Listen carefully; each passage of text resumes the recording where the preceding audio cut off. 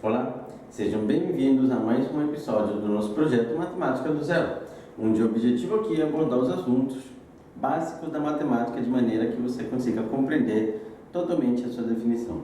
E nas últimas aulas temos trabalhado os assuntos sobre função. Então, se você ainda não viu a parte inicial sobre função, volta lá na playlist que você vai poder acessar os vídeos iniciais, os conceitos, a parte de função, da classificação, dos tipos de funções, até chegar ao assunto de hoje. E qual é o assunto de hoje? Bem, hoje estaremos trabalhando a nossa função inversa e funções compostas. Mais dois assuntos em relação a essa parte inicial sobre função, antes da gente poder abordar o conceito, a parte inicial sobre uma função polinomial do primeiro grau. Então fica comigo que vamos aprender tudo sobre função inversa.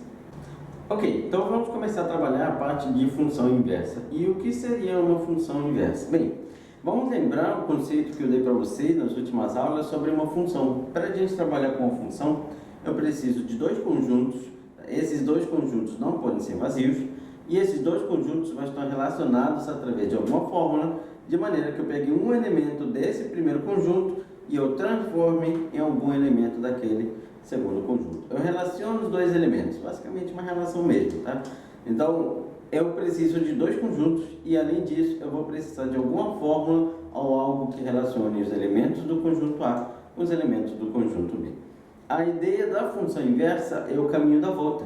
Eu sair daquele conjunto B e voltar para o conjunto original, que é o conjunto A. Ou seja, nesse momento, quando a gente começa a trabalhar a ideia de função inversa, a gente precisa retornar ao nosso momento original. Então, a minha função inversa, ela nada mais vai representar do que, eu vou colocar aqui o caminho, o caminho da volta, digamos assim. Imagina que eu vou pegar, não sei se você mora no Rio de Janeiro, mas eu vou pegar a Dutra sentido São Paulo, tá? A minha função vai pegar o meu conjunto Rio de Janeiro, vai conectar para São Paulo, eu vou direto para São Paulo, cheguei lá, a função inversa ela vai representar o caminho da volta. Então, de alguma maneira eu vou voltar e eu vou precisar voltar, digamos assim. Então, a minha função inversa, já que ela representa o caminho da volta, o próprio nome diz, ela também é uma função. Então, aquelas três características que a gente viu na nossa primeira aula sobre função, dela ter dois conjuntos não vazios, o conjunto A se relacionando com todo mundo, o conjunto A se relacionando apenas uma única vez e todo mundo do conjunto A se relacionando, são importantes para a minha função inversa. Ou seja, o que eu quero dizer? Que para ela existir, tá, inicialmente tem que ser uma função, ou seja, cumprir as características que a gente colocou lá. Vamos relembrar? A primeira foi o quê? É que A e B, lembra que letra maiúscula representa conjuntos, são não vazios, são não vazios. É o primeiro que a gente sabe em relação à minha função. Isso eu não estou trabalhando ainda função inversa, então estou trabalhando função. O segundo que a gente sabe sobre função é que o conjunto A se relaciona, na verdade não é o conjunto A, é algum valor x que esteja em A, vou colocar dessa forma, x pertencente a A, se relaciona com algum, nossa, hoje estou copiando errado, hein? Se relaciona com algum y do conjunto B, ou seja, cada elemento do conjunto A vai se relacionar com alguém do conjunto B. E a terceira característica que a gente definiu para ser uma função é que todo x pertencente a A, todo elemento que está lá no conjunto A se relaciona. Não pode sobrar ninguém no conjunto A. Essas foram as três características que a gente colocou para a função existir. E essas três também terão que ser válidas para a minha função inversa. O que é? Os conjuntos não serem vazios, todo mundo se relacionar e se relacionar apenas uma única vez. Então, a minha função inversa, ela vai passar a ter uma condição de existência. A função inversa, e grava isso, ela não existe para qualquer função. Ela vai existir para um único tipo de função. E você sabe qual é esse tipo? Bem, a condição, a gente vai colocar aqui, a condição de existência da minha função inversa é o quê? Bem, a função inversa, ela só existe para funções bijetórias. Então, a função precisa ser uma função que é bijetória. É isso que a gente vai poder abordar aqui. Opa, peraí, Nelson, agora já começou a confundir um pouquinho. Vamos lá, vamos com calma. A minha função inversa é uma função, por isso ela tem que ter essas três características. Qual? A e B são não vazios, todo elemento de A se relaciona com algum elemento de B e necessariamente todo elemento precisa se relacionar apenas uma única vez. Então, beleza, essas três características que a gente tem sobre função. Mas, além disso, para poder satisfazer a minha função inversa existir, eu vou precisar que a função seja uma função bijetória. Lembrando, a minha função bijetória, ela precisa ser duas coisas, injetória e sobrejetória. E para você que está de primeiro plantão aqui, primeira vez assistindo essa aula, eu já deixei um vídeo no canal explicando o que é uma função injetória e o que é uma função sobrejetória. Estava bem explicadinho para você saber identificar. E uma função injetória é aquela que tem um y exclusivo. Uma função sobrejetória é aquela que o contradomínio é igual ao conjunto imagem, ou seja, ninguém sobra em B. Ou seja, para a função inversa existir, eu vou precisar que ela tenha essas duas características também. Que o y seja exclusivo e que o contradomínio seja igual ao conjunto imagem. Basicamente, é você imaginar dessa forma. Lembra que eu tenho dois conjuntos, um conjunto A e um conjunto B. A minha função original, o que ela faz? Ela pega cada elemento em X do conjunto A. Lembra que o conjunto A, por ser domínio, a gente costuma associar com a letra X. E eu vou relacionar com algum Y lá do conjunto B. Esse é o caminho que minha função faz. Função F, lembra? Função F, de A em B, ela pega algum X e transforma em Y. A função inversa, ela vai representar o caminho da volta. Então, ela vai representar a volta para aquele X. E a minha função inversa, que ela vai representar é isso. F a menos 1. A gente escreve assim a nossa função. F com aquele menos 1 n em cima, que representa o inverso de alguma coisa. A função inversa, ela pega aquele Y e faz ele voltar a ser aquele X original. É o caminho da volta. Porém, para ela existir, eu vou precisar que a minha função seja bijetória, y exclusivo, e sobrejetória. Desculpa, injetória, y exclusivo, e sobrejetória, contradomínio igual ao conjunto imagem. O que isso quer dizer? Aqui todo mundo se relaciona apenas uma vez, e aqui ninguém sobra, que basicamente é satisfazer essas três condições que eu te dei aqui sobre uma função. Bem, a minha função original, o que ela costuma fazer? Ela pega algum valor x e transforma em um y, certo? Então, a propriedade fundamental que você tem que gravar aqui em relação à função inversa é que já que ela faz o caminho contrário, ela pega aquele y e transforma em x. Em alguns livros pode aparecer o seguinte para você. Bem, a minha função f, definida de A em B, lembre que isso aqui é só uma notação, uma forma de escrever função, tá? E isso a gente viu lá na nossa primeira aula. F definida de A para B, ela vai pegar e fazer o quê? Vai pegar algum valor x e transformar em y. Isso aí é só uma notação, a forma como a gente escreve a nossa função, tá? A minha função inversa, f a menos 1, aquele menos 1 em cima representa que eu estou trabalhando a função inversa. O que ela vai fazer? O caminho contrário. Ela vai pegar o conjunto B e transformar no A. Ela é a volta, tá? Ela retorna mesmo. E basicamente, a minha f a menos 1, ela vai fazer o quê? Vai pegar algum y e transformar em x. Então ela faz o caminho, processo, que seria a ideia do caminho da volta mesmo. E geralmente, você já deve ter visto isso no curso, pelo menos aqui no curso eu costumo trabalhar, a ideia de que para calcular a função inversa, todo x vira y. Aquela macetinha que a gente vai ver agora. Todo x vira y, todo x vira y, ó, todo x vira y. Então, é exatamente esse conceito, que quando eu quero trabalhar com a minha função inversa, eu tenho que passar a associar que todo x acaba virando um y. E eu já te falei na primeira aula que é bem interessante você poder associar essa ideia de função inversa com exemplos reais, para que isso consiga entrar na sua cabeça e ser trabalhado de uma maneira mais simples, de repente. E na nossa primeira aula eu te dei um exemplo sobre o conjunto abastecer, né? Conjunto abastecer, função abastecer, onde eu tenho meu carro, aí eu vou para no posto de combustível e eu falo para o cara, eu quero 100 reais de combustível. E ele vai lá e coloca 100 reais, então ele pega aquele valor em em real e transforma em litros de combustível. Mas eu também poderia chegar nele e pedir para ele: ô meu amigo, eu vou querer 5 litros de combustível. Então ele vai pegar aqueles litros de combustível e transformar em algum certo valor que eu vou precisar pagar em reais. Então, você pode reparar que eu posso sair de um conjunto e ir para o outro, ou voltar daqui para lá. Ou seja, isso é uma função, e é uma função que ela possui inversa, porque ou não sei em que parte do Brasil você se encontra, mas ou você chega no posto de combustível e você pede aquela quantidade de litros de combustível em real, concorda? Ou seja, você chega pedindo 20 reais, completa o tanque com 100 reais, bota 50 reais de combustível, ou em alguns casos você chega pedindo a quantidade de litros. Olha, eu vou precisar que você encha essas 2 garrafas de 2 litros, então são 2 litros de combustível, e você passa aquele valor em dinheiro para ele. Então é uma função, você viu que é uma relação, 2 conjuntos, e essa função é uma função bijetória também. Por quê? Porque a gente já trabalhou a ideia de função bijetória sendo o quê?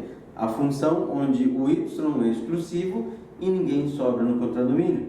Então a ideia dele ser exclusivo é que você não vai pagar 2 valores diferentes para a mesma quantidade de combustível. Eu já falei isso lá atrás. E ainda, você não precisa pagar, você não precisa por 2 valores diferentes em reais conseguir 2 quantidades diferentes de combustível. Claro, preciso ressaltar que a gente está imaginando que a gente foi no mesmo posto de combustível, não fomos em postos diferentes.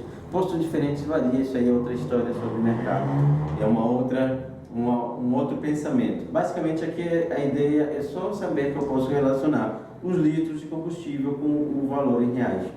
E da mesma maneira eu posso fazer o retorno, o caminho da volta. E isso aqui representa uma função inversa. Então, se eu pego a minha função original, eu saio daqui e vou para um y, a função inversa ela vai fazer o caminho contrário, ela vai fazer o caminho da volta. E já que já entendemos essa ideia de o que a minha função inversa representa, já que ela representa a volta, voltar para o valor original, tá? Essa aqui é uma propriedade muito importante sobre a função inversa. Tá? Isso daqui é uma propriedade que a gente considera fundamental da função inversa. Por quê? Porque a partir dela eu vou poder garantir que a função inversa da inversa é a própria original. Ou seja, uma é inversa da outra. Se eu sair daqui e vou para lá, eu venho daqui, vou para cá, eu venho daqui, vou para cá. Então é sempre a mesma relação entre esses 2 conjuntos. Ou seja, a função inversa, tá? Se eu quiser pegar uma função e calcular a inversa e depois calcular a inversa de novo, a inversa da inversa é a própria função original. Ou seja, você vai ficar girando ali num loop infinito, digamos assim, basicamente. E como calcular? Vamos para a parte importante. Como calcular? Eita, Nilson, calcular é burro. Calcular f a menos 1. F a menos 1, lembra que é a forma como eu estou representando a minha função inversa. Como é que eu vou fazer para calcular a minha função inversa? E eu vou te ensinar 2 passos básicos para você poder calcular uma função inversa. O primeiro é que se eu quero calcular, tá? Antes de te ensinar o primeiro passo, desculpa, e antes de a gente poder trabalhar esse conceito, é que se eu estou te pedindo para calcular, eu quero que você sempre considere que ela existe. Tá?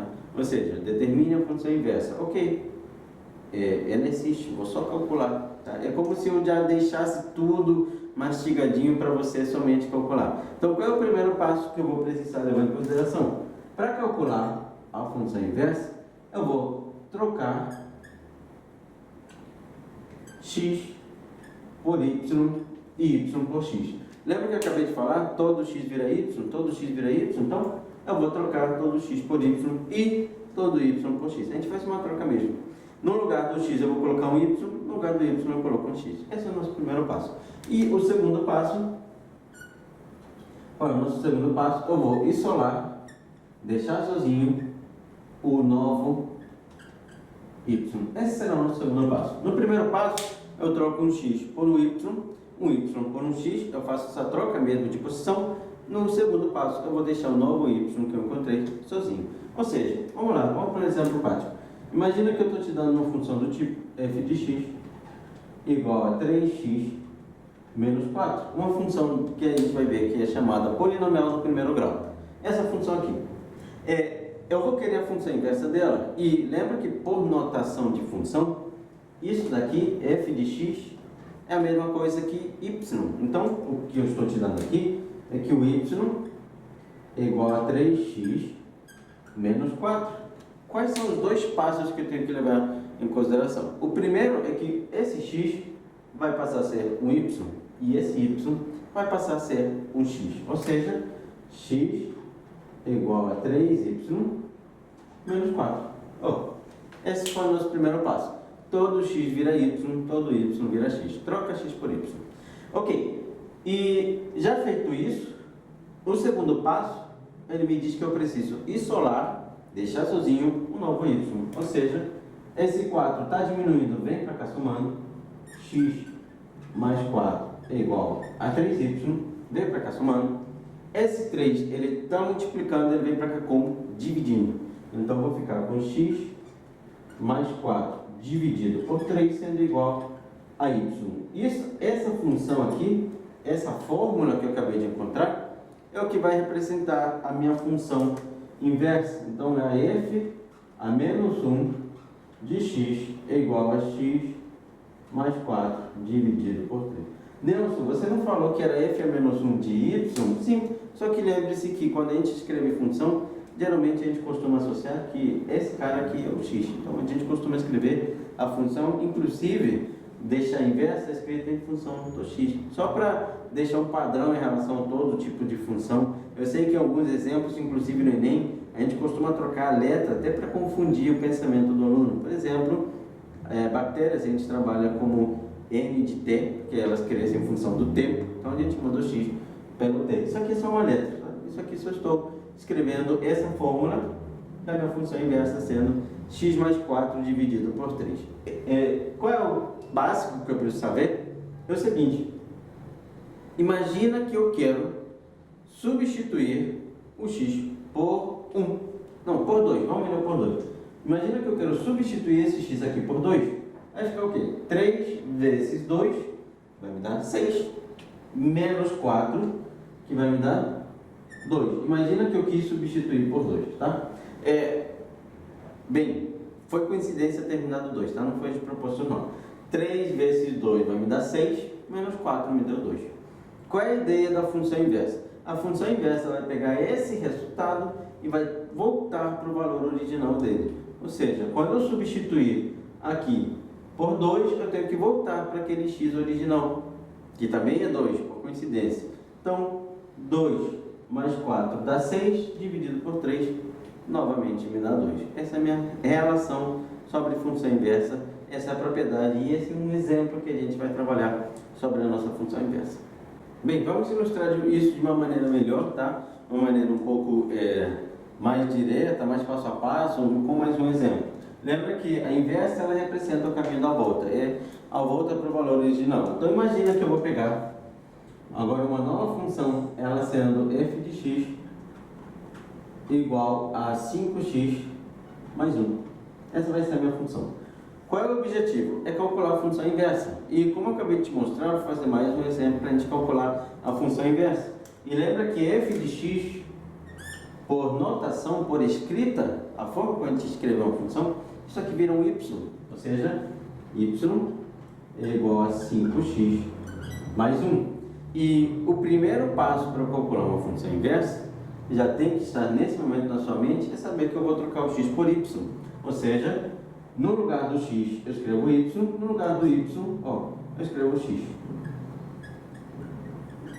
Então, feito isso, o que eu vou fazer agora? Eu vou isolar o novo y. Segundo passo, vou deixar o novo y sozinho. Então, esse 1 vem para cá, fica x menos 1 é igual a 5y. E esse 5, ele está multiplicando, ele vem para cá, dividindo. Então, vai ficar x menos 1 dividido por 5, sendo igual a y. Isso que eu encontrei, lembra que ele vai representar a função inversa f a menos 1 de x, sendo igual a x menos 1 sobre 5. Lembra que função a gente sempre escreve com x, então é só para a gente não se confundir, eu vim escrever aqui ela. Isso aqui vira f de x. É notação de função, uma forma de escrever ela. Beleza. Qual é a ideia que eu vou trabalhar agora? É a seguinte: eu vou substituir, tá, na f o x por 1, f de 1. Eu escolhi o número 1, tá? Não estou dizendo que você tem que escolher o número 1, só quero te mostrar novamente a aplicabilidade da minha função inversa. E quando o x é 1, fico com 5 vezes 1 mais 1, que vai me dar 5 mais 1, que o resultado será 6. Esse é o resultado que eu encontro quando x vale 1. Ou seja, lembra dos conjuntos A e B?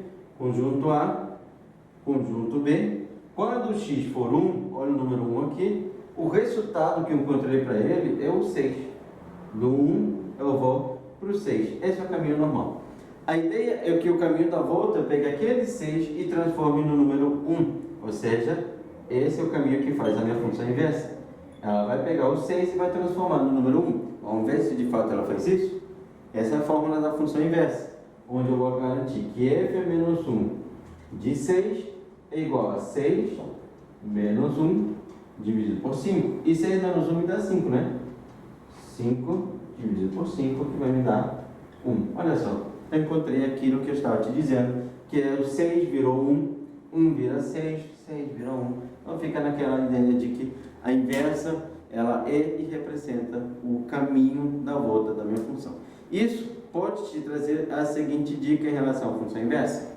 Bem, o que eu posso trabalhar em relação à função inversa? Lembra que esses dias o aluno meu me trouxe um exercício em que ele pediu o valor numérico da função inversa. Lembra que o valor numérico da função é quando eu troco o x por 6, que é o que está dentro do parênteses. Só que esse 6 aqui, ele representa o que é na função original? O y. Então, uma dica que você pode trabalhar é que, em vez de eu precisar calcular a função inversa, para depois substituir por 6, né, eu posso simplesmente pegar essa função e igualar a 6. Por que, Nelson? Porque lembra que a função inversa, ela vai representar o caminho da volta. Então, eu quero pegar aquele 6 e transformar no número 1. Mas aquele 6 representa o que na minha função original? Isso aqui representa o x, isso aqui representa o y da função original. Então, ele está te dando o resultado. O 6 seria o resultado da sua função original. Ok, e o segundo assunto que a gente vai trabalhar em relação à aula de hoje é a nossa ideia da função composta. O que seria uma função composta? A ideia de função composta, ela me associa a um atalho. A função composta, ela basicamente seria eu pegar um atalho. Como assim, Nelson? Imagina o seguinte.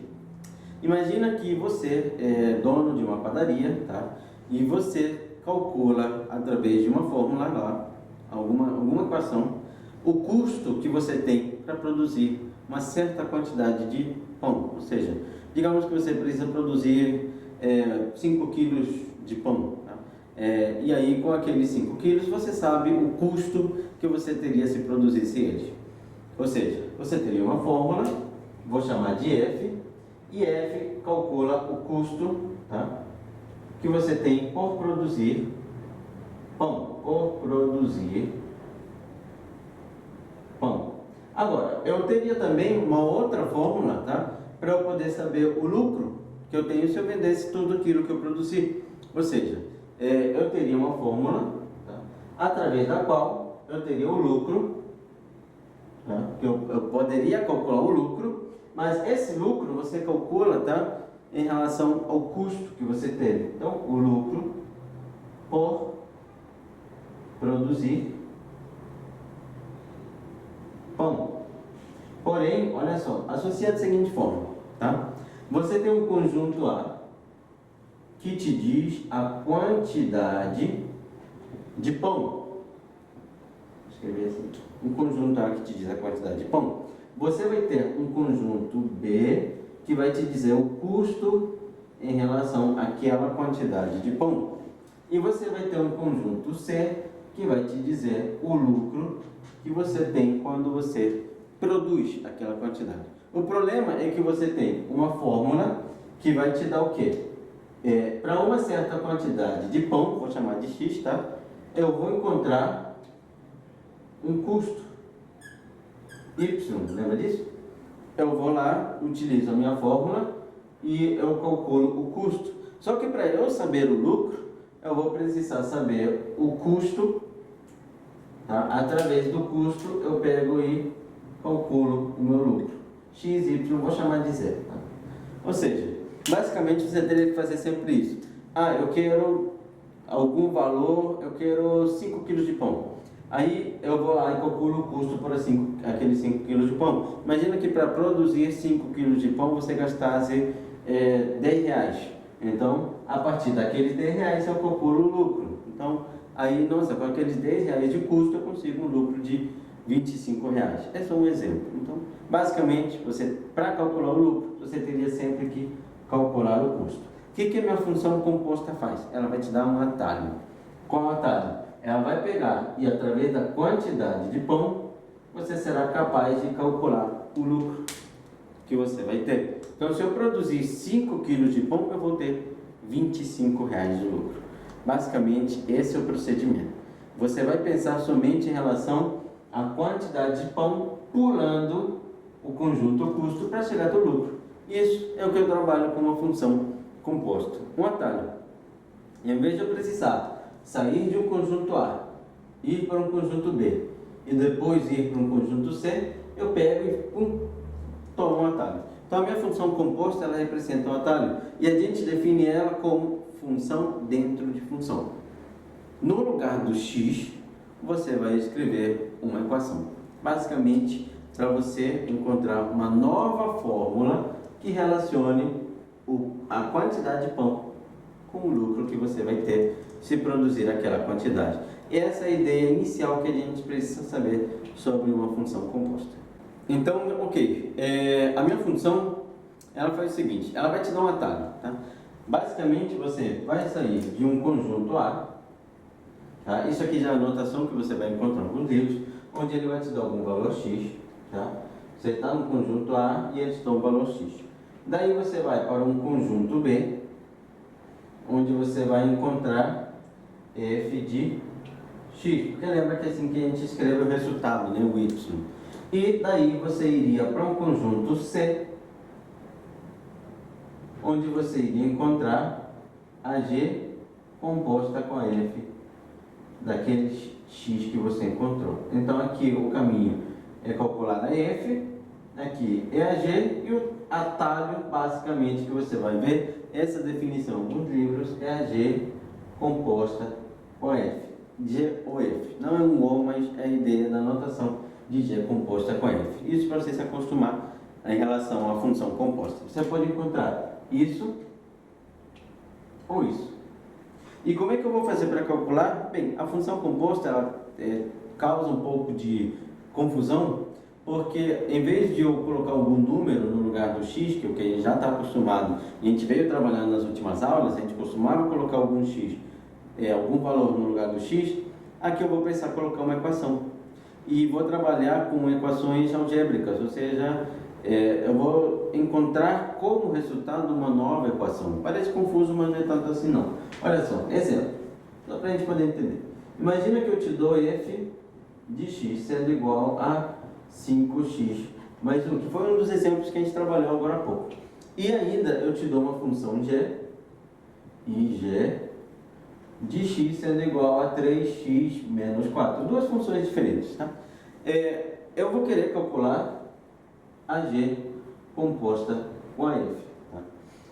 E a g composta com a f significa o que para mim? É que no lugar do x da g, eu vou colocar a função f. É isso que você precisa saber. G composta com a f é a g onde no lugar do x eu vou colocar a função f. G com a f de x lá dentro. É função dentro de função. A gente costuma dizer dessa forma. Eu pego uma função e jogo lá dentro daquela outra função. Como? Olha só o x aqui. O x está sendo multiplicado por 3, diminuído por 4, ou seja, vai ser 3 vezes o x. Vou fazer bem devagar para você não se perder. Menos 4. Esse x aqui vai passar a ser agora a função f, ou seja, vai ser 3 vezes, em vez do x, vou colocar 5x mais 1. Lembra que no lugar desse x, eu vou colocar a função f. E isso tudo está sendo subtraído por 4, ó, no lugar do x. Eu coloco uma função. Isso aqui vai ser igual, pela minha distributiva, eu vou encontrar 15x mais 3 menos 4. 3 vezes 5 dá 15, 3 vezes 1 dá 3. E, portanto, eu vou encontrar 15x e 3 menos 4 vai me dar menos 1. Esse vai ser o valor da G composta com a F. Cheguei a ter o resultado. Olha só a ideia que eu estou trabalhando sobre atalho. Olha só essa ideia que a gente está tentando entender sobre pegar um atalho para chegar na resposta com mais rapidez. Eu tenho um conjunto A, eu tenho um conjunto B e eu tenho um conjunto C. Tá? Imagina que eu vou pegar o x, eu vou substituir o x, né, por 1. Aqui, vou substituir a G, o x dela eu vou substituir por 1. Em seguida, vou calcular o resultado e vou substituir na F. Ou seja, daqui para cá eu calculo a G, daqui para cá eu calculo a F. Tá? Vamos lá, só para a gente poder entender essa ideia do atalho. No lugar do x da G, eu vou substituir pelo número 1. 3 vezes 1 vai me dar o quê? 3.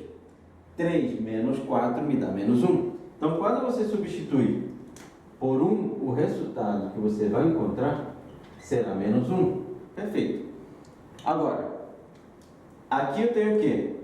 O menos 1 eu vou colocar no lugar do x da f, porque lembra que todo x vai para o y, né? Esse é o caminho que a gente faz.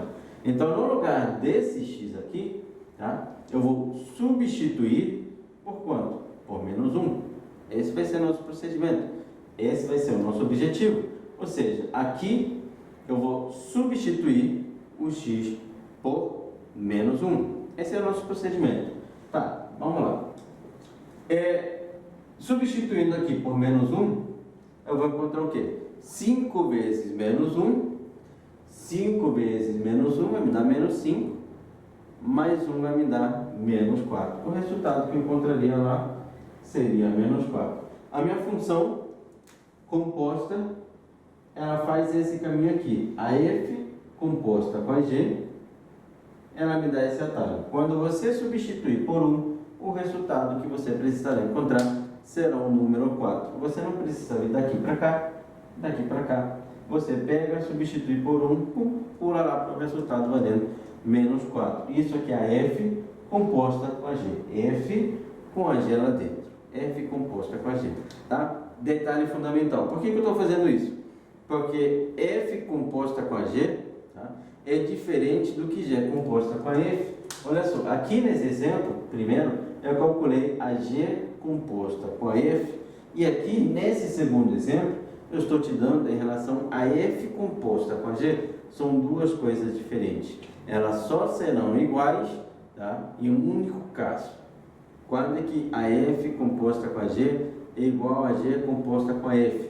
Quando f e g forem uma inversa da outra. Somente naquele caso você vai encontrar o mesmo resultado.